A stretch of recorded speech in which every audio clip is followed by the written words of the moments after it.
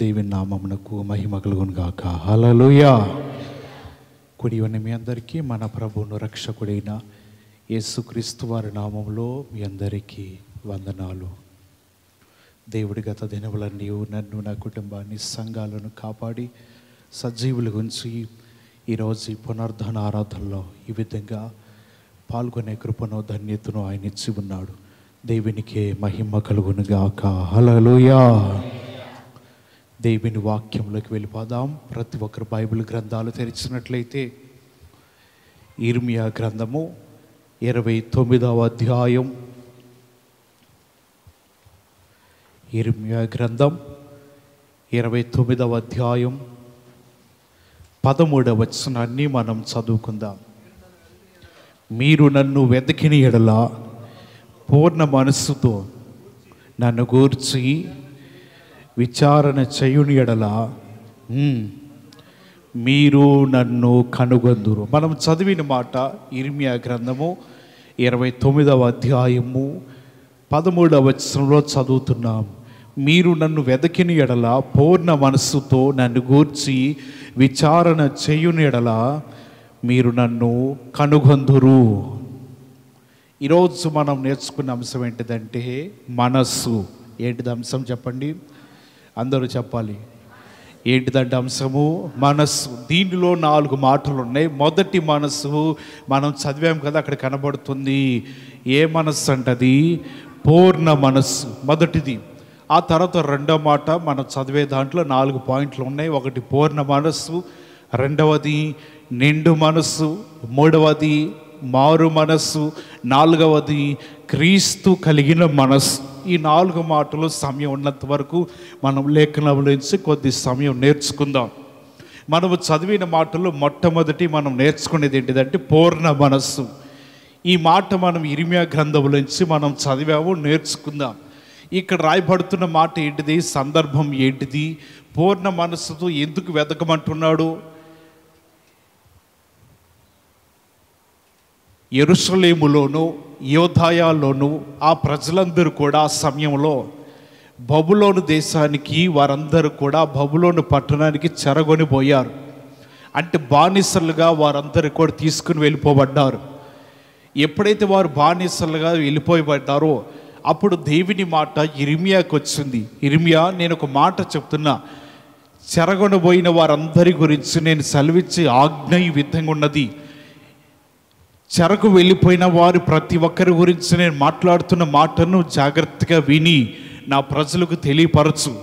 ఏం తెలియపరచాలయ్యా, ఏ మాట అది అడుగుతుంటే దేవుడు చెప్తా ఉన్నాడు, ఈ ప్రజలందరూ కూడా చెరగొని వెళ్ళిపోవటానికి వారు చేసిన ఇటువంటి అతిక్రమలు బట్టి, అంటే ఒకటి పూర్ణ మనస్సుతో నన్ను వెతకలేదు. ఇక్కడ రాయబడుతుంది కదా, ఎవరైతే పూర్ణ మనస్సుతో ఆయనను వెతుకుతూ ఉంటారో వారందరికంట దేవుడు కనిపిస్తాడు, వారు ఆయనను కనుగొందురు. ఈ యోధయాలోను యెరూషలేము ప్రాంతాల్లో ఉన్న ప్రజలు పూర్ణ మనస్సుతో దేవునిని వెతకటం మానివేశారండి. దేవునిని కనుగొనటం మానేశారు. పూర్ణ మనస్సు అంటే ఒక మంచి మనస్సుతో వారి జీవితాలు దేవునిని వెతకట్లేదు. ఇక ఇటువంటి వెతకని సమయంలో దేవుడు ఏం చేస్తాడంటే ఈ ప్రాంతవాసులందరినీ కూడా చెరకు అప్పచెప్పేశాడు. ఆ బబులోను ప్రాంతానికి వారందరూ చెరగా వెళ్ళిపోయారు, కొనిపోబడ్డారు. అటువంటి సమయంలో ఇర్మియా మాట్లాడుతున్నాడు, వీరు చెరలో ఉన్నారు కదా, వీరందరూ శత్రువులకు అప్పగించబడ్డారు కదా, అక్కడున్న ప్రజలకి ఈ మాటను తెలియపరచు. అక్కడ ఉన్నంత కాలము అంటే 70 సంవత్సరాల వరకు వారు ఆ చెరలోనే జీవించాలి. మరి ఈ 70 సంవత్సరాలు ఏం చేయాలండి? మేము ఈ 70 సంవత్సరాలు ఈ ప్రజలందరూ ఏం చేయాలి ఆ చెరలో ఉండి? అందుకే వారి గురించి రాస్తున్న మాట ఏంటిదంటే, మీరందరూ కూడా అక్కడ ఉండి ఫలించండి, అభివృద్ధి పరచబడండి, మీ బిడ్డలకి వివాహాలు చేసి మీ కుటుంబాన్ని అభివృద్ధి పరచుకోండి. ఇంకా రాయబడుతున్నది కదా, మీరు అక్కడ ఉండి విత్తనములు వేసి పంటలు పండించి మీరు చక్కగా గృహాలు కట్టుకుని అక్కడ మీరందరూ అభివృద్ధిగా కనబడుతూ ఉండాలి. ఎందుకంటే మీరు నివసిస్తుంది శత్రువుల మధ్యన. ఇటువంటి శత్రువుల మధ్యన నివసిస్తున్నప్పుడు కొద్దిమందిగాను లేకపోతే పదుల సంఖ్యలో ఉండటం వలన అది మీ క్షేమము కాదు. ఎప్పుడైతే మీ జీవితాలు వారి మధ్యనే ఉంటూ వారి మధ్యన మీరు సంపాదించుకుంటూ వారి మధ్యన మీరు అభివృద్ధి పరచబడుతూ ఉంటే శత్రువుల కంటే కూడా దేవుడు మిమ్మల్ని ఒక పై స్థితిలో ఉంచుతాడు. దేవుడు ఒక వాగ్దానం చేశాడు, ఏమనంటే 70 సంవత్సరాలు గతించే వరకు కూడా నేను మిమ్మల్ని విడిపించను.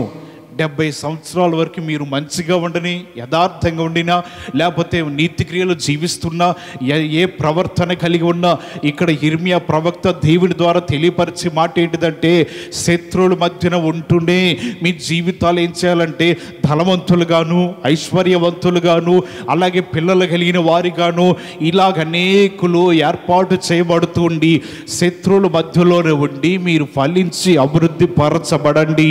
70 సంవత్సరాలు గతించిన తర్వాత దేవుడు మిమ్మల్ని అందరినీ శత్రువుల చేతుల నుంచి బయటికి రప్పిస్తాడు. హల్లెలూయా! దేవుడు మిమ్మల్ని అందరినీ బయటికి తీసుకుని వస్తాడు. ఈ 70 సంవత్సరాల్లో మీరు చేయవలసింది ఇంకా ఏంటో తెలుసా? పూర్ణ మనస్సుతో ఆయనను వెతకాలి, పూర్ణ మనస్సుతో ఆయనను సేవించండి, పూర్ణ మనస్సుతో దేవునిని కనుగొనాలి. మీరు ఎప్పుడైతే ఈ విధంగా కనుగొంటూ ఉంటారో దేవుడు అప్పుడు మీ జీవితాన్ని చూసి శత్రువుల చేతిలో నుండి మిమ్మల్ని రప్పించి ఏ చెరలోకైతే మీరు వెళ్ళిపోయారో అటువంటి చెరలో నుండి దేవుడు మిమ్మల్ని బయటికి తీసుకుని వస్తాడు. ఈ చెరలో ఉన్నంత వరకు కూడా ఇంకొక మాట కూడా మీరు జ్ఞాపకం ఉంచుకోవాలి.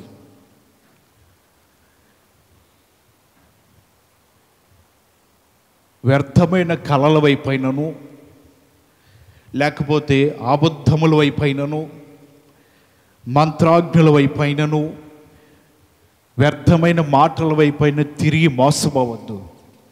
మీరు అక్కడ ఫలించండి, అభివృద్ధి పరచబడండి, దీవించబడాలి. ఎప్పుడైతే మీ జీవితాలు ఆ విధంగా ఉంటాయో ఆ తర్వాత దేవుడు చెప్తున్నాడు, శత్రువుల మీదకి నేను నా ఖడ్గాన్ని పంపిస్తాను. ఖడ్గము ప్రతి ఒక్కరిని కూడా సంహరిస్తుంది. రాజులైనను లేకపోతే అధికారులైన ఎవరైనా సరే ఈ ఖడ్గం చేత వారు కూలిపోతూ ఉంటారు.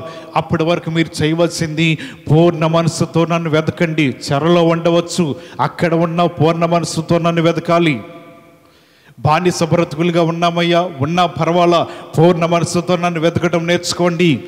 బానిస బ్రతుకులు ఉన్న మా జీవితాలు మోసపోతామేమో, మీరు అదే చెప్తూ ఉన్నాం. మీరు మోసపోవద్దు, వ్యర్థమైన మాటలు మీరు వినవద్దు, మంత్రాజ్ఞుల వైపు మీరు తిరగవద్దు, లోకం వైపు మీరు తిరగవద్దు. బానిస బ్రతుకుల్లో ఉన్నా ఏ బ్రతుకుల్లో ఉన్నా సరే మీ జీవితాలు నన్ను అనుసరించలేదు కాబట్టి మిమ్మల్ని బబులోను పట్టణానికి చెరగా ఇన్ని సంవత్సరాలు మిమ్మల్ని అక్కడ ఉంచాను కదా అని మీరు కృంగిపోవద్దు, దిగులు పడవద్దు, బాధపడవద్దు, మీరు జీవితాలు నీరసించబోవద్దు, లోకం వైపు తిరిగి మీ జీవితాలు పాడు చేసుకోవద్దు. చెరలో ఉన్నా సరే అక్కడి నుంచి మీ జీవితాలు ఫలించడము ప్రారంభించబడాలి. చెరలో ఉన్నా సరే మీ జీవితం అక్కడి నుంచి అభివృద్ధి పరచడం ప్రారంభించాలి. చెరలో ఉన్నా సరే మీరు పూర్ణ మనస్సుతో వెతకడం మానకూడదు. చెరలో ఉన్నా సరే మీ జీవితాలు నన్ను కనుగొనడం మానివేయకూడదు. చెరలో ఉన్నా సరే నన్ను మాత్రం మర్చిపోకుండా మీరందరూ జాగ్రత్తగా ప్రవర్తన కలిగి మీరు జీవించండి. 70 సంవత్సరాలు గతించిన తర్వాత నేను మిమ్మల్ని అందరినీ చెరలో నుంచి బయటికి తీసుకుని వస్తాను. దేవుడు చెప్తున్న మాట, పూర్ణ మనసుతో మీరు వెతకండి. దేవునిని పూర్ణ మనసుతో మంచి మనసుతో వెతకకపోతే ఆయన కనుగొనలేము. ఆయనను కనుగొనలేకపోతే వారి జీవితాలు చెరలోకి వెళ్ళిపోతారు. చెరలోకి వెళ్ళిపోయిన వారి జీవితాలు బానిసలుగా ప్రతిదానికి కూడా అపవాదికి బానిసలు అవ్వచ్చు, బలహీనతలకి బానిసలు అవ్వచ్చు, రోగానికి బానిసలు అవ్వచ్చు. తరచుగా వ్యాధులు మనల్ని వెంటాడుతుంటే వాటికి మనం బానిసలైపోయాం. ఇశ్రాయేలు ప్రజలు పూర్ణ మనస్సుతో దేవుణ్ణి వెతకలేదు కాబట్టి వారందరూ కూడా బబులోను పట్టణానికి బానిసలుగా కొనిపోబడ్డారు. ఈ ఆత్మీయ జీవితంలో మనము కూడా దేవునిని పూర్ణ మనస్సుతో వెతకకపోతే మన జీవితాలు ఈ లోకంలో ఉన్న వాటికి బానిసలు అవుతూ ఉంటారు. ఇక మనం గద్దించి ప్రార్థన చేయలేము, అధికారపూర్వకంగా ప్రార్థన చేయలేము. దేవుని దగ్గర మనం దేనిని కూడా అపవాదు శక్తుల్ని మనం ఎదిరించలేము. దేని విషయంలో మనం ధైర్యంగా నిలబడలేము. ఎందుకంటే మనం బానిసలైపోయిన వారి జీవితాలు ప్రతిదాని దానికి దాసోహం అవుతూ ఉండాలి. ప్రతిదీ కూడా లోకం ఏం చెప్తే అది వింటూ ఉండాలి. సాతాను ఏం చెప్తే అది వింటూ ఉండాలి. మన మీదకి ఏ బలహీనతలు సంభవించినా వాటన్నిటిని అనుభవించాలి. కానీ ఎదురు తిరిగి మన జీవితాల్లో నిలబడలేము. కారణం ఏంటిదంటే నీవు పూర్ణ మనసుతో దేవునిని వెతకలేదు కాబట్టి బానిస బ్రతుకులైపోతూ ఉంటాం. బానిస బ్రతుకులు అంటే నిజంగా మనల్ని ఎవరు వచ్చి సంఖ్యలు వేసి తీసుకుని పోతారని కాదు. మన జీవితంలో ప్రార్థనలో ఉన్న, భక్తిలో ఉన్న, యథార్థతలో ఉన్న, దేని విషయంలో ఉన్న కొన్ని వాటికి మన బానిస అయిపోతూనే ఉంటాం. వాటి నుంచి విడుదల పొందుకోవడానికి చాలా ప్రయాసపడాలి. ప్రజలైన వారు 70 సంవత్సరాలు ప్రయాసపడ్డారు. అంటే ఇప్పుడున్న కాలాన్ని బట్టి చూస్తే ఒక తరము గతించిపోతుందండి వారి బానిస బ్రతుకులకే. 70 సంవత్సరాలు బ్రతకడమే ఈ రోజుల్లో చాలా అరుదు. వీళ్ళు 70 సంవత్సరాలు బానిసలో ఉండి మరల బయటికి వచ్చి మరల జీవించి మంచి విలువైన జీవితాన్ని ఎప్పుడు చూస్తారు? వారి జీవితాన్ని మరలా స్వేచ్ఛ కలిగిన జీవితంలో ఎప్పుడు అడుగు పెడతారు? 70 సంవత్సరాలు దానిలో నుండి బయటికి రావటం ఎప్పుడు? ఈ దినములలో అయితే 70 సంవత్సరాలకి కాలం కూడా అయిపోతుంది. కానీ దేవుడు చెప్తున్నాడు కదా, మీరు నన్ను పూర్ణ మనస్సుతో వెతికినట్లయితే మీరు నన్ను కనుగొంటారు, ఆయన కూడా మిమ్మల్ని కనుగొనవచ్చు. హల్లెలూయా. దాని కొరకు మనం ఏం చేయాలంటే పూర్ణ మనస్సుతో ఆయనను వెతకడం నేర్చుకోవాలి. వెతకకపోతే కొన్ని వాటికి బానిసలు, అంటే బయటికి కనపడని వాటికి బానిసలైపోతుంటా. ప్రార్థన చేసిన, ఉపవాసాలున్నా, కన్నీరు కార్చిన ఈ బానిసగా మనం కొనిపోబడిన తర్వాత అండి వాటిలో నుంచి బయటికి రావటానికి సమయం పడుతుంది. మోకాలు నలగగొట్టుకుని కన్నీరు కార్చి ప్రార్థన చేస్తే ఆ బానిసలన్నీ మనం వాటి నుంచి బయటికి రాగలం. దేవుని వాక్యమును వింటున్న మీ జీవితంలో ఈ లోక సంబంధంగా కానీ ఆత్మ సంబంధంగా కానీ బానిసగా అయిపోతున్న వారి జీవితాలు ఒకవేళ మీకు అర్థమవుతామంటే వాటిని ఒప్పుకోండి. బానిసలు అవ్వటం దేనికండి? దేని వలన మేము అవుతున్నావు? లోకానికో, లోక ఆశలకో, లేకపోతే ఇంక ఈ లోకంలో ఉన్న వాటి కొరకు, లేకపోతే అపవాదికో, దాని క్రియలకో, దానికి సంబంధించిన ప్రవర్తనకో, వీటన్నిటికీ బానిసలైపోతాయి. అంటే తరచుగా ఎన్ని కూడా మనం వెంటాడుతూ ఉంటాయి. వీటన్నిటికీ మనం బానిసలైతేనే తప్ప గద్దించగలం, ప్రార్థించగలం, విడుదల పొందుకుంటా. మళ్ళీ 2 రోజులకి మళ్ళీ బానిసలు, అంటే మళ్ళీ అవి మన మీదకి రావటం. ఇలాగా బానిస బ్రతుకులన్నీ మన జీవితాల్లో ఒకవేళ మీకు జ్ఞాపకం వస్తే మీకు అర్థమవుతూ ఉంటుంది దేనికి మా జీవితాలు బానిసలుగా జీవిస్తున్నాం, దేనికి దాసోహం అయిపోయాం, తరచుగా మా జీవితాలు ఏమి వెంబడిస్తున్నాయి, దేని మీద నేను ఆసక్తి కలిగి ఉన్నా. ఒకసారి వారి జీవితాలు బట్టి మనం పరీక్షించుకోగలిగితే దేవుడు నీకన్నిటినీ కూడా తెలియపరుస్తూ ఉంటాడు. ఇశ్రాయేలు ప్రజలకి, బానిస బ్రతుకులకి వారి జీవితాలు వెళ్ళిపోయినా దేవుడు అంటున్నాడు కదా, నేను పెట్టిన కాలం పూర్తి అయ్యే వరకు కూడా మీరు అక్కడే ఉండి మీ జీవితాలు మరలా తిరిగి బాగు చేసుకోండి, మరలా కట్టుకోండి. దాంతోపాటు నన్ను పూర్ణ మనస్సుతో నన్ను వెతికిన ఎడలా, లేదా నన్ను గూర్చి మీరు విచారణ చేసిన ఎడలా రాయబడుతుంది కదా, మీరు నన్ను కనుగొందురు. హల్లెలూయా. పూర్ణ మనస్సుతో ఆయనని వెతకటం మనం నేర్చుకోవాలి. మంచి మనస్సుతో నిత్య రాజ్యానికి వెళ్ళాలన్న పూర్ణ మనస్సు కావాలంట. యేసు ప్రభువు వారు ధర్మశాస్త్రోపదేశకుడితో మాట్లాడుతున్నాడు. లూకా రాసిన సువార్త 10వ అధ్యాయము, లూకా రాసిన సువార్త 10వ అధ్యాయము 27వ వచనం చదువుదాం. నీ దేవుడైన ప్రభువును నీ పూర్ణ మనస్సుతోనూ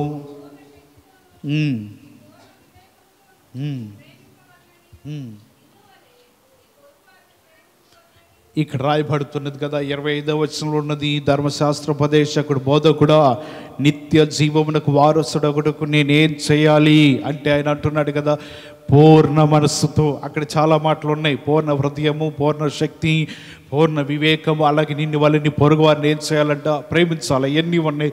మనం ఈరోజు మన అంశం ఏంటిది? ఏ మనసు అంట?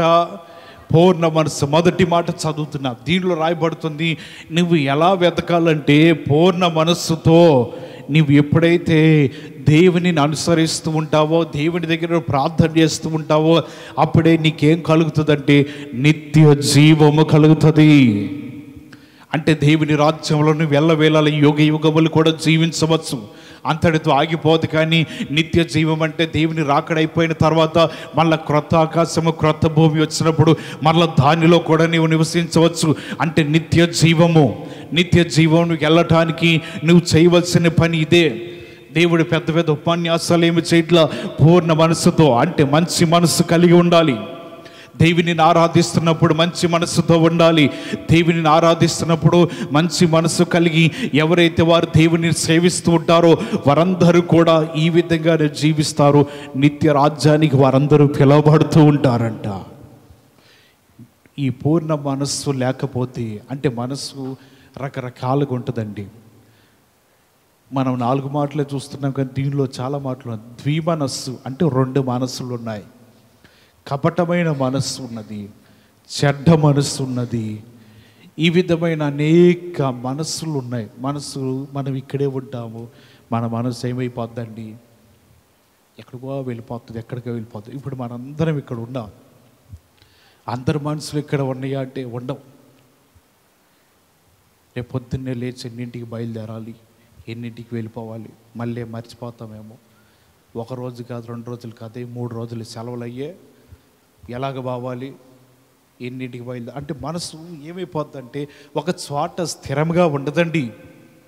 మనసు అనేది తిరుగుతూ ఉంటుంది, దానికి ఇష్టం వచ్చిన చోట్లకి వెళ్ళిపోతూ ఉంటుంది.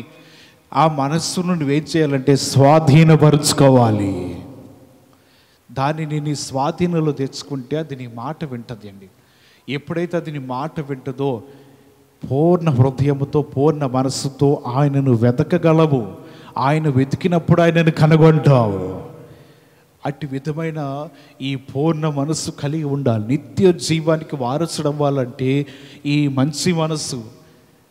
ఆయన కూడా ఉపమానం చెప్తూ ఉన్నాడు. మంచి మనస్సు ఎవరు కలిగి ఉంటుందయ్యా? దారిలో ఎవరు వెళుతున్నారు, ఆయన దొంగల చేత కొట్టబడ్డాడు, అందరు చూసుకుంటూ పోతున్నారు, ఆగి వెళ్ళిపోతున్నారు. కానీ ఏమైందా అని చెప్పి రథం దిగి పరీక్షించిన వారు లేరు.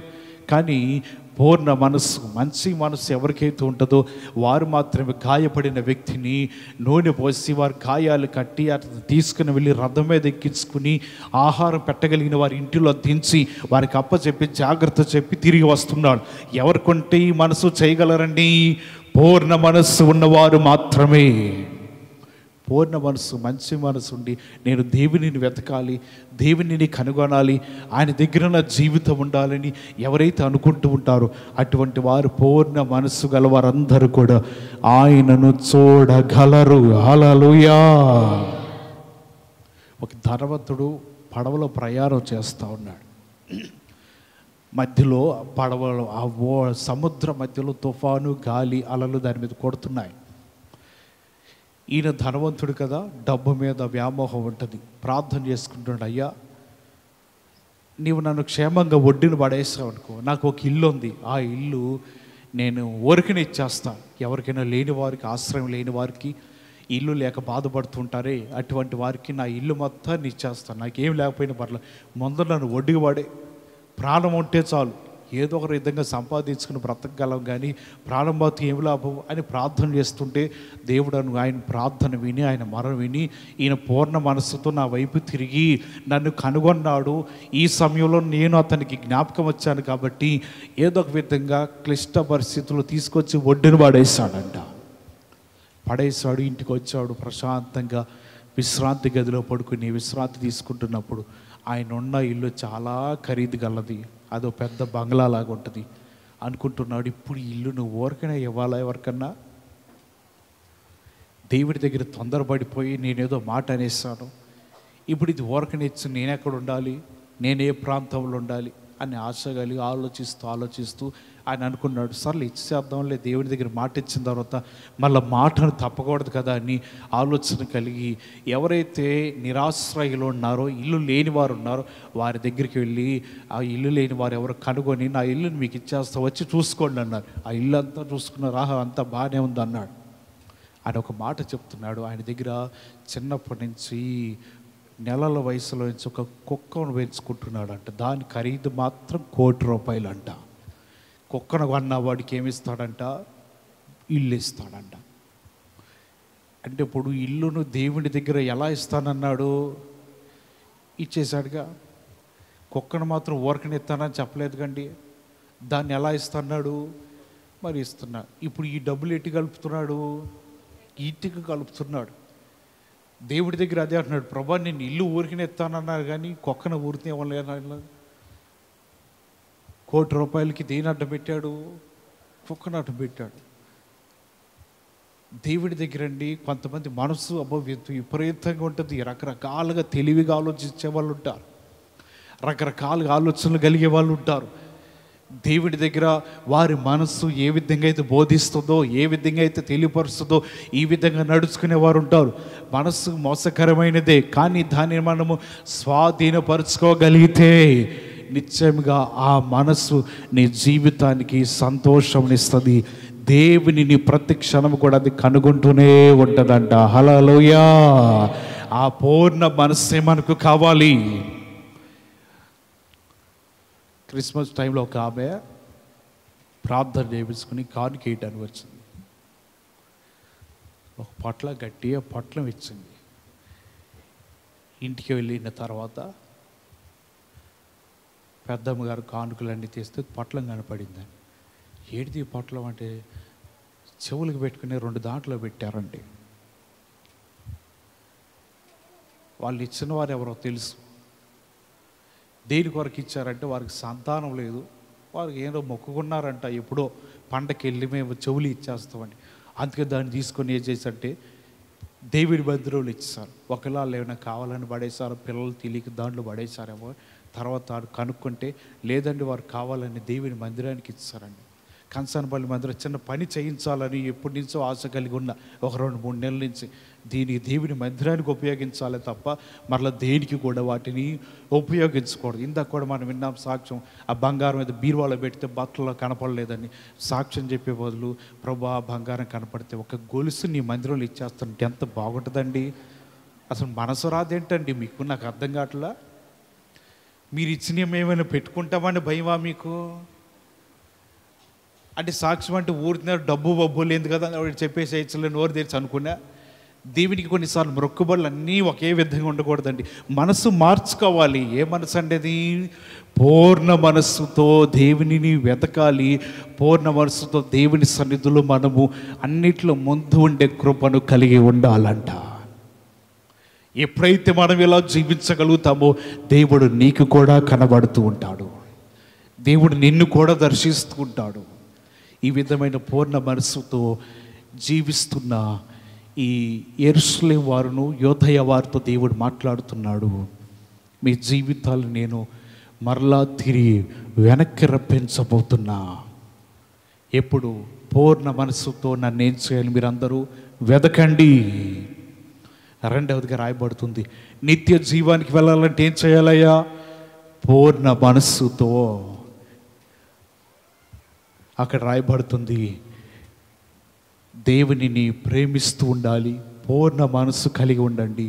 అప్పుడు మీ జీవితాలు నిత్య రాజ్యానికి వారసులుగా ఎంచబడతారు. హల్లెలూయా! 2వ మాటకి వెళ్ళిపోదాం, సమయం అవుతా ఉన్నది. ఇంకా 3 మాటలు ఉన్నాయి, త్వరగా చూద్దాం. 2వ మాట ఏంటిది? ఏ మనసు అంట? నిండు మనసు. అసలు మనసులు మర్చిపోకండి, మళ్ళీ వెళ్ళిపోతున్నాయేమో ఎక్కడికన్నా, ఇక్కడే ఉంచండమ్మా. 2వ మాట ఏంటి చెప్పండి అందరూ కలిసి? నిండు మనసు. చదువుకుందామా? 2వ మాట యెహోషువ గ్రంథము 14వ అధ్యాయము. కాలేబు ఏ మనస్సుతో అనుసరించాడో అక్కడ రాయబడుతుంది, చదువుదాము. యెహోషువ గ్రంథము 14వ అధ్యాయము 9వ వచనం.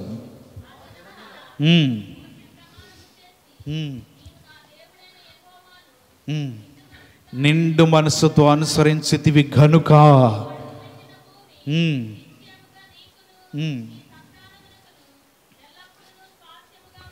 ఇక్కడ రాయబడిన మాట ఈ విధంగా కాలేబు ఒకసారి జ్ఞాపకం చేస్తున్నాడు.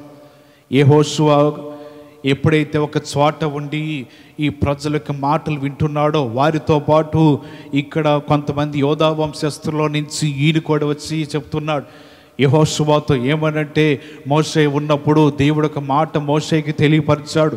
ఏ మాట తెలియపరిచాడంటే, నేను నిండు మనసుతో దేవుని అనుసరిస్తూనే ఉన్నా. ఇప్పటికైతే 45 సంవత్సరాల వయసు వరకు, అంటే 85 సంవత్సరాల వరకు నేను జీవిస్తూనే వయసులో ఈ విధంగా ముందుకు కొనసాగుతున్నా. అప్పుడు ఎంత బలం ఉండదో ఇప్పుడు కూడా అంతే బలంతో నా జీవితాన్ని కొనసాగిస్తున్నా. కాబట్టి నేను నిండు మనసుతో కొనసాగుతూ జీవితాన్ని గడిపి ఉన్నా. మన సహోదరులు అయితే నిండు మనసుతో లేరు. నిండు మనసు అంటే ఏంటిది? ఇప్పుడు ఒక గ్లాసులో మంచినీళ్ళు ఉన్నాయి అనుకోండి, అవి అడుగున ఉన్నాయా, సగం ఉన్నాయా, నిండా ఉన్నాయా కనబడతాయి, అది బయటికి. నిండు మనసు అంటే మీకు కనపడుతుందా? దాన్ని ఎలాగ చూడవచ్చు? అది మనసు బయటికి కనపడేది కాదు. నిండు మనసా లేకపోతే ఎలుతుగా ఉన్న మనసా ఎలా తెలుస్తుందండి? నిండు మనసు ఉన్నవారు ఏ విధంగా ఉంటే ప్రతి దానిని కూడా ఆసక్తితో చేస్తారంట. నిండు మనసు కలిగి ఉన్నవారు ప్రతి దానిలో కూడా వారు శ్రద్ధ వహిస్తూ ఉంటారు. నిండు మనసు కలిగి ఉన్నవారు ఆత్మ సంబంధమైన వాటిలో ఇష్టము కలిగి ఉంటారు. నిండు మనసు కలిగి ఉన్నవారు ప్రతి దానిలో కూడా ఒక భారంగాను బాధ్యతగాను అన్ని సక్రమంగా చేసుకుంటూ దేవునికి మహిమయు ఘనత తీసుకుని వస్తూ ఉంటారు. వారు వెళ్ళిన వాళ్ళేమో 12 మంది వెళ్ళారు. వారిలో నిండు మనసు కలిగిన వారు ఎవరంట? 2 వ్యక్తులు. ఎవరు? ఒకళ్ళేమో యెహోషువ, రెండవది కాలేబు. మిగతా వాళ్ళందరూ ఏంటిదండి, పంపించాడు కదా వెళ్ళిపోతాం అని వారు గబగబా వాళ్ళు వెంటబడిపోయారు. వెళ్ళిపోయిన వారు ఆసక్తి కలిగి ఉన్నారా? సమాచారాన్ని మంచితోటి తీసుకుని వచ్చారా? ప్రజలందరినీ కలవరబెట్టుకోకుండా ధైర్యపరిచారా? ఈ 10 మంది వచ్చాయి, వాళ్ళు చెప్తున్న మాట ఏంటిది, మేము వెళ్ళి కానాను దేశాన్ని చూసి వచ్చాం, అక్కడ ఎత్తైన మనుషులు ఉన్నారు, ఇక మనం పోలేము, వెళ్ళలేము, చేరుకోలేమని వీరందరూ కూడా పూర్ణ మనసు అంటే నిండు మనస్సుతో దేవుని మాటలు ప్రకటించకుండా ప్రజలందరినీ గలివిలి పెట్టేశారు. దేవుడు అంటున్నాడు కదా, వీళ్ళకి నిండు మనసు లేదు. అంటే ఏది చేసినా సరే మంచి ఉద్దేశంతో చేయాలి. నిండు మనసు. ఇంకా మరలా దానిలో కపటమైన మనసు ఉండకూడదు, చెడ్డ మనసు ఉండకూడదు, వ్యర్థమైన మనసు ఉండకూడదు, 2 మనసులు ఉండకూడదు. ఈ ప్రజలందరూ నిండు మనసు లేకోకుండా జీవిస్తున్న వారు తిరిగి కానానులో ప్రవేశించడం అది కష్టమే. ఎందుకయ్యా? మోషేతో చెప్తున్నాడు కదా, నిండు మనసు వీరికి లేదు వీరి జీవితాలలో. నేనైతే నా ప్రజల కొరకే నేను నిండు మనసుతో వారిని ఏ విధంగా బయటికి తీసుకొచ్చానో కనీసం ఆ కృతజ్ఞత కూడా లేకుండా జీవిస్తున్నారు. నిండు మనసు అంటే కొన్నిసార్లు మనస్సాక్షి అని కూడా అంట. మోషేతో చెప్తున్నాడు, దేవుడు ఈ ప్రజలని కానాను వైపుకి నడిపించడము కష్టం. నిండు మనసు లేదు, కృతజ్ఞత ఉండాలిగా. 40 సంవత్సరాలు దేవుడు కూర్చోబెట్టి పెట్టాడు, చక్కగా తాగారు, మాంసం కావాలంటే అన్నీ ఇచ్చారు. 40 సంవత్సరాలు మీ బిడ్డలు కూర్చోబెట్టి పెడతారా? 25 సంవత్సరాలు అయితే ఎరా ఉద్యోగం ఏదేం లేదు, చేసేదేం లేదా, ఇంట్లో కూర్చున్నావు, మేమేనా ఎల్లకాలము కుర్రలం అనుకున్నావు, ముసలు అవుతున్నావు అని నీ బిడ్డలు ఏం చేస్తున్నావు? మందలిస్తావు, ఏదో ఒక చిన్న ఉద్యోగం చేసుకుంటా ఉండు, తర్వాత చూద్దాం. అంతేగా 40 సంవత్సరాలు వరే నువ్వు కూర్చోరా నేను చూసుకుంటాలే అని చెప్పి ఆయన కూర్చోబెట్టి రోజు ఆహారం పెడుతూ, రోజు నీటిని ఇస్తూ, రోజు అడిగినన్ని ఇస్తావంటే ఇశ్రాయేలు ప్రజలు వాళ్ళ మధ్యలో వాళ్ళకి మాంసం కావాలంటే పూరీలను పంపించాడు. ప్రతి దినము కూడా దేవదూతలు తినే ఆహారం కావాలంటే వారికి ఆహారాన్ని ఇస్తున్నాడు. ప్రతి దినము కూడా వారు బండనిచ్చి నీటిని ఇస్తుంటే వారన్నీ తాగుతున్నారు. 40 సంవత్సరాలు ఈ దినములలో బిడ్డల్ని కూర్చోబెట్టి పెంచి పోషించేది ఎవరండి? దేవుడు 40 సంవత్సరాలు ఇశ్రాయేలు ప్రజల్ని పెంచాడు, 40 సంవత్సరాలు వారిని పోషించాడు, వారికి కావాల్సిన నీటిని సమృద్ధిగా ఇచ్చారు, అన్నీ తిన్నారు, అన్నీ త్రాగారు, అన్నీ సమృద్ధిగానే ఉన్నాయి. అన్నీ అయిపోయిన తర్వాత మనస్సాక్షి అంటే నిండు మనసు లేదండి.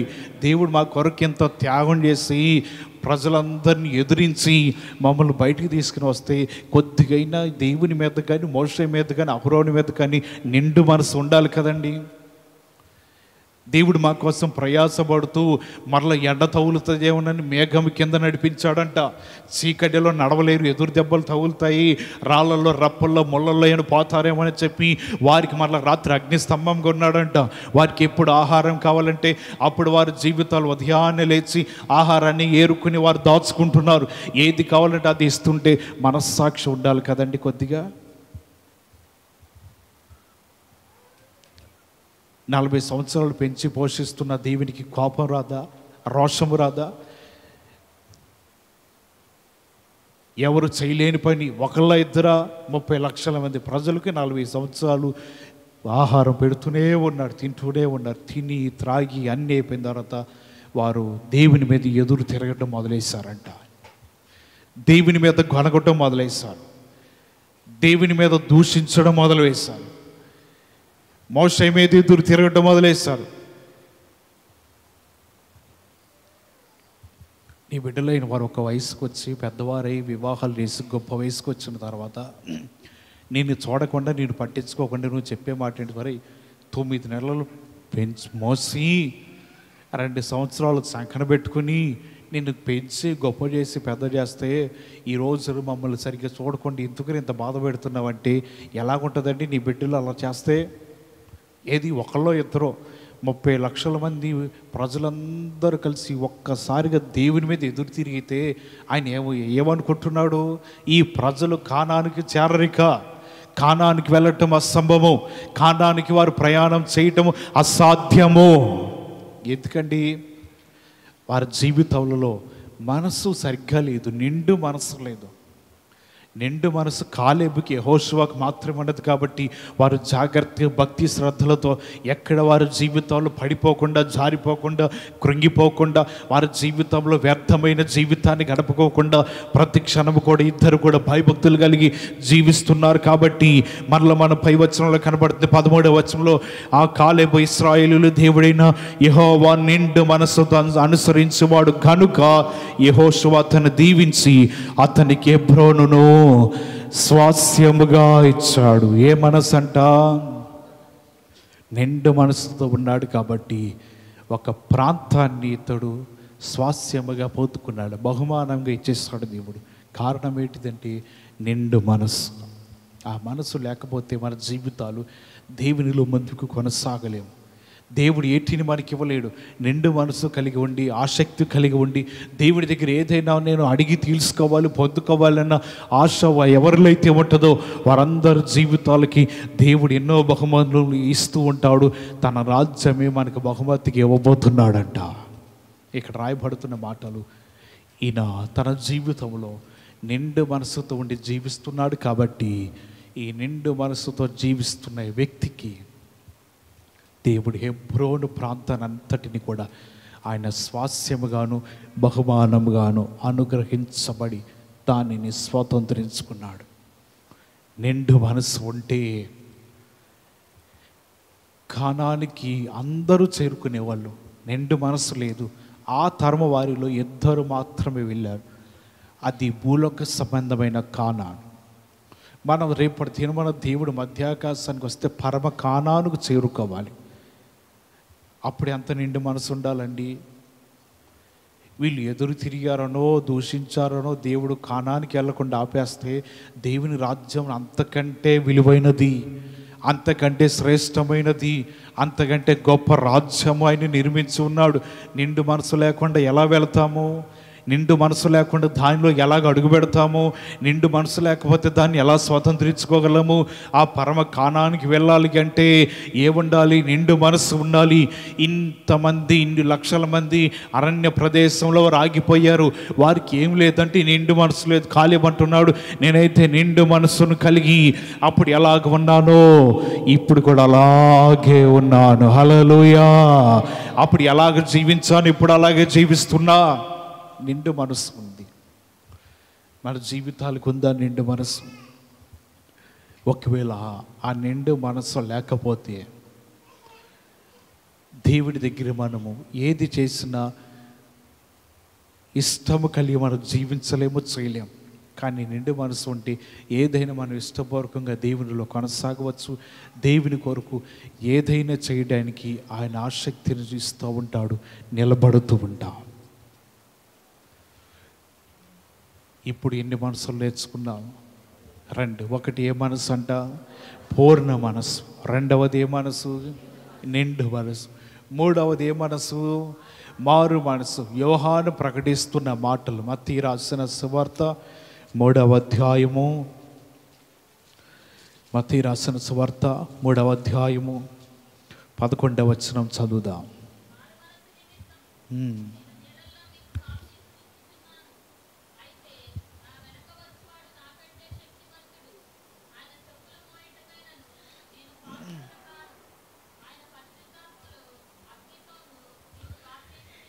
యోహాను దేవుని గురి యేసు ప్రభువారి గురించి నా సువార్తను ప్రకటిస్తున్నాడు. అనేక మంది పరిసయ్యులైన వారు, సర్దుకైలైన వారు, ప్రజలందరూ కూడా పాపులైన వారు యొర్దాను నది ఒడ్డున నిలబడి ఉండగా యోహాను ప్రకటిస్తున్నాడు, సర్ప సంతానమా, రాబో ఉగ్రతను తప్పించుకున్నట్టుకు మీకు బుద్ధి చెప్పిన వాడెవడు? మారు మనసు తగిన ఫలం ఏం చేయాలి? మీరు ఫలించండి. ఇంకా రాయబడుతుండగా వారందరూ గబగబా వారి పాపములు ఒప్పుకొని వారి జీవితములన్నిటిని కూడా శుద్ధి చేసుకుని వారి జీవితాలు ఒప్పుకుంటూ దేవుని దగ్గర అంటే యొర్దాను నదిలోకి యోహాను చేత బాప్టిజం పొందుతున్నాను. యోహాను ఇంకా ప్రకటిస్తూ ఉన్నాడు, ఏమనంటే నేను కేవలం మారు మనసు నిమిత్తమే నేను నీటిలో బాప్టిజం ఇస్తున్నా, కానీ మీరు ఏం చేయాలంటే నా వెనక వస్తున్నాడే ఒక ఆయన శక్తిమంతుడు, ఆయన చెప్పులు మోయటకైనా పాత్రను కాను. ఆయనైతే మీకు ఏ విధంగా అంటే అగ్నిలోను పరిశుద్ధాత్మలోను మీకు ఏమిస్తాడంట? బాప్టిజం ఇస్తాడు. మీరు బాప్టిజం పొందే దేని కొరకంటే మారు మనస్సు మారిపోకుండా నీటిలో మునిగి బయటకు వస్తాం. అలాగని ప్రతిదినము కూడా మునగలేం కదండి. మరి బాప్టిజం పొందినట్టు గుర్తు ఏంటంటే పూర్ణ మనస్సు, నిండు మనస్సు కలిగి ఉన్నవారు రక్షించబడినట్లే. వారి జీవితాల రక్షణకి ఇవి గుర్తు. అదే వారి మనసు సరిగ్గా లేకపోతే, వారి మనసు నిండు మనసు లేకపోతే, వారు పూర్ణ హృదయంతో అంటే పూర్ణ మనసుతో దేవుడిని సేవించకపోతే వారు మారు మనసు పొందినా సరే ఉపయోగం లేనట్లుగా జీవిస్తారు. ఇక్కడ రాయబడుతుంది కదా, మీ జీవితాలు మారు మనసు పొందాము, బాప్టిజం పొందాము, దానికి గుర్తు ఏంటిదంటే పూర్ణ మనస్సుతో యెహోవాను వెతకండి, సేవించండి. పూర్ణ మనస్సుతో నిత్య రాజ్యం కొరకే మీరు ఎదురు చూడండి. అప్పుడే మీ జీవితాలు ఈ పూర్ణ మనస్సుతో చూసిన వారి కొరకైనా రాబోతున్నాడంట. వెతుకుతున్న వారిని తీసుకువెళ్ళడానికి యేసు ప్రభువారు వస్తున్నాడు.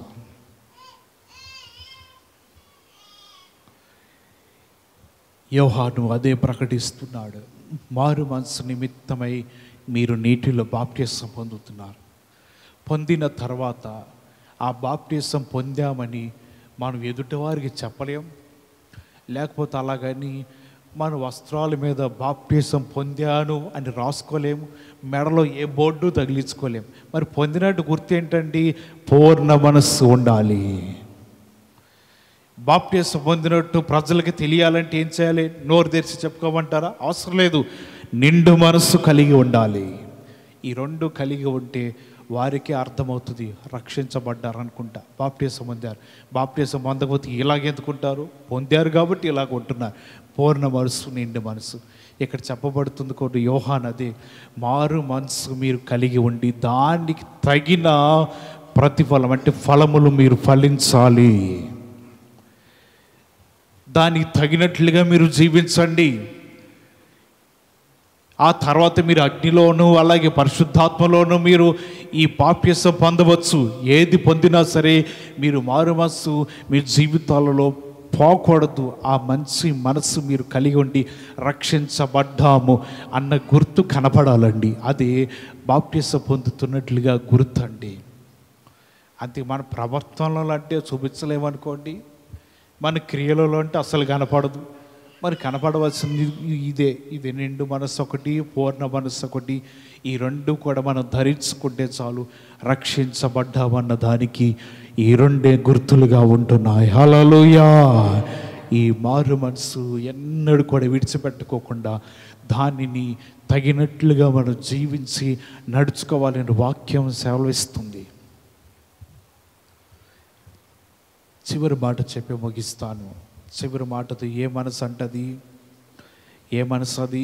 క్రీస్తు కలిగిన మనసు. ఫిలిప్పీయులకు రాసిన పత్రిక 2వ అధ్యాయము, ఫిలిప్పీయులకు రాసిన పత్రిక 2వ అధ్యాయము 5వ వచనం చదవండి. క్రీస్తు యేసునకు కలిగిన ఈ మనస్సు మీరును కలిగి ఉండుడి. 4వ మాట ఏ మనసు అంటే ఇది? క్రీస్తు యేసునికి ఏమిటి? క్రీస్తు యేసుకి మనసు అంటే అదేం ప్రత్యేకంగా ఉంటుందా? దానికి ఏమన్నా మనస్సు అంటే దానికి ఇంకేమన్నా మనం పాటించాలి. మనం చదివితే అక్కడ కనబడుతుంది కదా. నేను చెప్తాను ఆ మాటలు ఒకసారి మనం జ్ఞాపకం తెచ్చుకుందాం. 7వ వచనంలో 2వ లైన్లో కనపడుతుంది. ఆయనట మనుషుల పోలికగా పుట్టి దాసుని స్వరూపమును ధరించుకుని, క్రీస్తు యేసు మనసు ఏంటిదంటే తన్ను తాను రిక్తునిగా చేసుకొని. ఇది మొదటిది క్రీస్తు యేసు మనసు. మళ్ళీ 8వ వచనం ఆఖరి లైన్లో ఉండదు కదా, విధేయత చూపిన వాడై తన్ను తాను ఏం చేశాడంట? తగ్గించుకొని. ఇది క్రీస్తు యేసు మనసు అంటే అది ప్రత్యేకం ఉంటుంది. ప్రత్యేకమే. ఒకటి ఏం చేశాడు? ఆయనకి అంతడు ఆయన రిక్తునిగా చేసుకుని, అంటే తాను ఎటు తాను చూపించకుండా తనకు తాను విధేయత కలిగి ఉన్నాడు. రెండవది ఏంటి అంటే క్రీస్తు మనసు తనకు తాను ఏం చేసుకున్నాడు? తగ్గించుకున్నాడు. ఇది క్రీస్తు. ఈ క్రీస్తు కలిగిన మనసు మనము కూడా కలిగి ఉంటే ఏ కుటుంబాల్లో తగాదాలు ఉండవండి. ఈ క్రీస్తు కలిగిన మనసు కలిగి లేకే ఈ దినమున ఎన్నో విధాలుగా కుటుంబాలన్నీ శిథిలమైపోతున్నాయి. తనులాట్లు, గుద్దులాట్లు, కొట్టులాట్లు, పాటలాట్లు, బూతులు, అబ్బో అన్నీ వచ్చేస్తున్నాయి. దేనికంటే క్రీస్తు కలిగిన మనస్సు కలిగి లేక. క్రీస్తు మనసులో 2 ఉన్నాయి. దూషించినా దూషించలేదండి, నిందించినా నిందించలేదు, కొట్టినా మళ్ళీ తిరిగి కొట్టలేదు, ఎన్నో విధాలుగా అవమానపరిచినా మళ్ళీ తిరిగి అవమానపరచలేదు. వారు ఎదురుగా వచ్చి ప్రవచించమని ఎగతాళి చేస్తున్నా తిరిగి ఎగతాళి చేయలేదు. కేవలం శిలువ ధ్యానమే కాదు కానీ సేవ జీవితంలో కూడా ఎన్నోసార్లు ఏమైనా దైవ దోషం చేస్తున్నావు, నీకెవరిచ్చి అధికారం అని ఇక్కడి నుంచి వెళ్ళిపో అని అన్నవారు కూడా. ఎన్ని మాటలు అన్నా సరే క్రీస్తు మనసుకున్న ప్రత్యేకత ఏంటిదంటే రిక్తునిగా చేసుకున్నాడు, రెండవది తగ్గించుకున్నాడు. ఈ 2 మాటలు ఆయనలో ఉన్నాయి కాబట్టి ఏ ఆటంకం లేకోకుండా తిన్నగా ఆరోహణమైపోయాడండి. ఈ 2 మనసులు ఆయనకు ఉన్నాయి కాబట్టి ఆయన వెళ్ళాడు. మనకుంటే మనం వెళతాం, లేకపోతే లేదు. దీని గురించి మనం ఆలోచించేది ఏముందండి? ఆయన తగ్గించుకోవడానికి చేతకాని వాడా? అక్కడికి వెళ్ళాలని తగ్గించుకున్నాడు. ఈయన తగ్గించుకోవడానికి ఏమీ తెలియని జ్ఞానం లేనివాడా? లేదు. అక్కడికి వెళ్ళాలి కాబట్టి రిక్తునిగా చేసుకున్నాడు. ఖాళీ చేసి వచ్చిన సింహాసనాన్ని మరల నేనే స్వాధీనపరచుకోవాలి, 12 గోత్రాల వారికి తీర్పు తీర్చాలి, నా ద్వారా దేవుని రాజ్యానికి వెళ్ళాలి. దాని కొరకు ఈయన తగ్గించుకున్నాడు. కానీ ఈయన తగ్గించుకోవాల్సిన అవసరమే లేదు. మాట సెలవిస్తేనే అనేక మంది బాగుపడ్డారు, అనేక మంది విడుదల కలిగినది. ఆయన మాట సెలవిస్తేనే దయ్యాలు కేకలు పెట్టుకుంటూ పోయి మరి ఎందుకంటే తగ్గించుకోవాలి? అక్కడికి వెళ్ళాలి కాబట్టి. నీవు కూడా క్రైస్తవ జీవితంలో జ్ఞాపకం ఉంచుకో. ఎందుకు తగ్గించుకోవాలండి? అక్కడికి వెళ్ళాలి. నేను ఎందుకు రిక్తునిగా చేసుకోవాలి? రాజ్యంలో నీవు అడుగు పెట్టాలి. దేనికంటే నాకు నేను తగ్గించుకుని కోపమంతా కూడా తీసివేసి నా జీవితాన్ని నేను ఎందుకు విధేయత కలిగి ఉండాలంటే దేవుని గుమ్మము లోపల అడుగు పెట్టాలి కాబట్టే, లేకపోతే లేదండి. తగ్గించుకోకపోతే ఏముంది? పాతాళం ఉంది ఒకవైపు, రెండో వైపు నరకం ఉన్నదంట. ఈ రెండిట్లో ఏదో దానిలో బావచ్చు. తగ్గించుకోమని చెప్పేది ఏదో నా స్వార్థం కోసమో లేకపోతే నాకేం ఉపయోగం ఏమి లేదు. నేను కూడా దేవుడు ఎక్కడ ఉంచితే అక్కడికి పోవాల్సింది, ఎక్కడికి వెళ్తే అక్కడికి వెళ్ళాలి. తగ్గించుకుంటేనే, రిక్తునిగా ఉంటేనే ఎవరైనా దేవుని రాజ్యంలోకి అడుగుపెట్టాలి. దేవుని వాక్యం హెచ్చరిస్తూ ఉన్నది. దేవుని వాక్యం తెలియపరిచేది ఏంటిదంటే క్రీస్తు యేసునకు కలిగిన మనసు నేనెందుకు కలిగి ఉండాలండి? వెళ్ళటానికండి, ప్రయాణం చేయటానికి. ఆయన మధ్యాకాశానికి వచ్చి మిమ్మల్ని అందరినీ నాతో పాటు తీసుకుని వెళతానన్నది దేనికి? అక్కడ వారు తగ్గించుకోలేదయ్యా. ఇశ్రాయేల్ ప్రజలు వారి రిక్తునిగా చేసుకోలేదు. వారు తిరుగుబాటు చేసి వారికి ఇష్టం వచ్చినట్లు చేస్తూ మేము మరలా ఐగుప్తుకి వెళ్ళిపోతామని ఇదే మాటలు పట్టుకుని జీవిస్తూ నడుస్తున్న ఆ ప్రజలను బట్టి దేవుడు అనుకున్నాడు, వీళ్ళకి తగ్గింపు జీవితం లేదు, రిక్తునిగా చేసుకునే జీవితం లేదు, విధేయత జీవితం లేదు, లోబడే జీవితం లేదు. మోషే వీరిని కానాను వైపుకి నడిపించవద్దు, మరలా ఐగుప్తు వైపుకే నడిపించాయి. అదేంటయ్యా? తగ్గింపు లేని జీవితాలు కానానికి ఎందుకు అవసరమా? వారికి విధేయత లేని జీవితాలు కానానికి ఎందుకయ్యా? నీవు కూడా గమనిస్తూ ఉండాలి. దేవుని రాజ్యానికి వెళతావో లేదో. ఇప్పుడు 4 మనస్సులు మనం చూసాం. ఈ 4 మనస్సును బట్టి నీకంటూ ఒక ఆలోచన వచ్చేసి ఉంటుంది. దేవుని రాజ్యానికి అడుగు పెడతానా లేదా? యేసు తగ్గించుకున్నాడంటే దాని కొరక మీ చేతగానోడు అనుకున్నానే.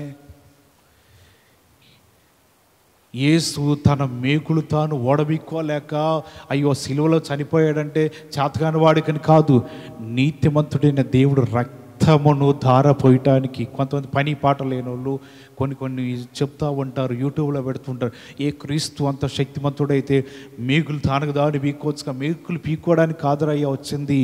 ఆయన దేనికి వచ్చాడంటే నీతిమంతుడై ఉండి రక్తమును ధారపోయిస్తున్నప్పుడే. మేకల రక్తము, గొర్రెల రక్తము కాదు. ఒక మనిషి బలియాగమైతేనే విడుదల, పాప క్షమాపణ. పాడి మీదనే బ్రతికించిన ఆయన మేకులు పీక్కోవటం పెద్ద పని కాదు. చనిపోవాలి, ప్రాణాన్ని అర్పించాలి, రక్తాన్ని ధారపోయాలని ఉద్దేశంతో వచ్చాడు.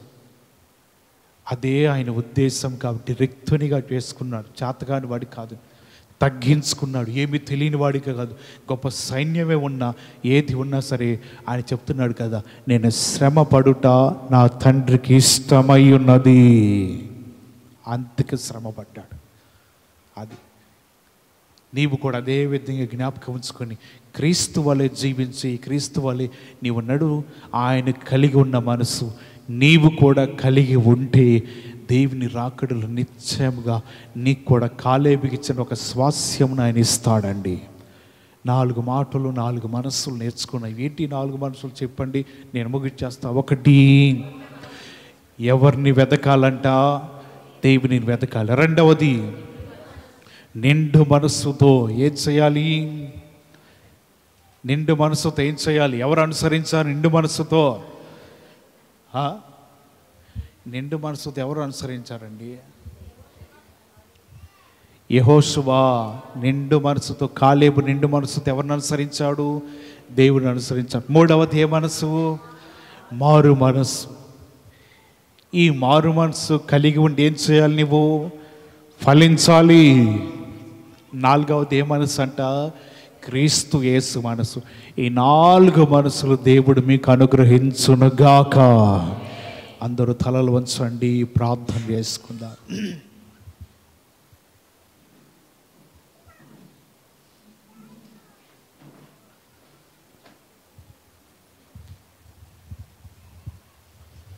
దేవుని మాటలు మనం ఇంతవరకు విన్నాము. 4 మనస్సులు. వీటిలో ఏ మనస్సు నీకు కావాలని కోరుకుంటున్నావో దేవుని దగ్గర అడుగు. ప్రభువా, నా జీవితంలో ఇటువంటి మనస్సు లేదయ్యా అంటే పూర్ణ మనస్సు, మంచి మనస్సుతో నిన్ను వెతకలేకపోతున్నా, అటువంటి మనస్సు కావాలి. నిండు మనస్సుతో కాలేబు అనుసరించాడు. వాగ్దాన దేశంలో ప్రయాణం చేస్తూ ఆ తరంలో ఆయన యెహోషువ మాత్రమే అడుగుపెట్టాడండి. చెడ్డ మనస్సు, కపటమైన మనస్సు, ద్విమనస్సులు, ఇటువంటివి ఏవైనా సరే దేవునికి నచ్చని మనస్సులుంటే వాటన్నిటినీ ఇప్పుడే విడిచిపెట్టేసాయి. ఎప్పుడైతే విడిచిపెడతావో క్రీస్తు యేసు మనస్సు నీకంతట నీకే పొందుకుంటాం. ఏంటిదయ్యా అంటే తగ్గింపు మనసు, విధేయత మనసు, రిక్తునిగా చేసుకునే మనసు. నీవు వాటిని మరలా తిరిగి పొందుకోవచ్చు. అంటే దేవునికి నచ్చని వాటిని తొలగించకపోతే క్రీస్తు అనే మనసు రాదండి. నీలో ఉన్న చెడ్డ మనసులన్నీ తొలగించి వాటన్నిటిని విడిచిపెట్టి వాటన్నిటిని వదిలివేసాయి. ఇప్పుడు దేవుని దగ్గరకు వచ్చి మంచి మనస్సుతో, ప్రభువా నీవు కలిగిన మనస్సు నాకు కావాలయ్యా, వ్యర్థమైన మనస్సులన్నీ విడిచిపెట్టేశానయ్యా. నీవు ఆ సమయంలో రిక్తునిగా ఉండి అటువంటి మనస్సు కలిగి ఉన్నావు కదా, ఆ సమయంలో దేవా నీకు నీవు తగ్గించుకున్నావు మా కొరకే. అటువంటి మనస్సును మేము కోరుకుంటున్నామని దేవుని దగ్గర నువ్వు మాట్లాడు. నిశ్చయముగా దేవుడు నీ కోరుకున్నట్లుగా నీ మనసులో ఉన్న ఆలోచన యావత్తును ఆయన సఫలపరుస్తాడు. ప్రార్థన చేసుకుందా. చెప్పబడిన మాటలు మనందరి జీవితంలో నాటబడి ఫలభరితమై ఉన్నట్లుగా ఆత్మచేత ప్రేరేపణ కలిగిన వారు ఎవరైనా ఒకరు విత్తబడిన వాక్యము నిమిత్తమై ప్రార్థన చేయండి.